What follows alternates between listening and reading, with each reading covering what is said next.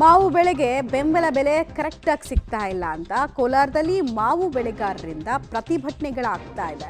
ಚೆನ್ನೈ ಮತ್ತು ಬೆಂಗಳೂರು ಹೆದ್ದಾರಿಯಲ್ಲಿ ರಸ್ತೆಯನ್ನು ತಡೆದು ರಸ್ತೆಯಲ್ಲಿ ವಾಹನಗಳನ್ನು ತಡೆದು ಪ್ರತಿಭಟನೆಯನ್ನು ನಡೆಸಲಾಗ್ತಾ ಇದೆ. ಮಾವಿನ ಹಣ್ಣನ್ನು ರಸ್ತೆಗೆ ಸುರಿದು ಆಕ್ರೋಶವನ್ನು ವ್ಯಕ್ತಪಡಿಸ್ತಾ ಇದ್ದಾರೆ.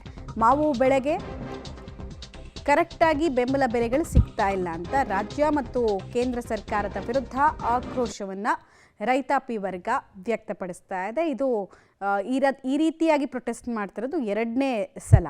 ಮೊದಲನೇ ಸಲನೂ ನಾವು ನೋಡಿದ್ವಿ, ಲಾಸ್ಟ್ ಒಂದು ವಾರದ ಹಿಂದೆ ಇದೇ ರೀತಿ ರಸ್ತೆಗೆ ತಾವು ಬೆಳೆದಂತಹ ಮಾವುಗಳನ್ನು ತಂದು ಸುರಿದು ಆಕ್ರೋಶವನ್ನು ವ್ಯಕ್ತಪಡಿಸಿದ್ರು.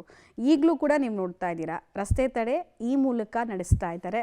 ಪ್ರತಿಭಟನೆಯನ್ನು ಆಡಳಿತ ವರ್ಗದ ವಿರುದ್ಧ ಈ ರೀತಿಯಾಗಿ ಮಾಡ್ತಾ ಇದ್ದಾರೆ ಕೋಲಾರದಲ್ಲಿ ಜನ.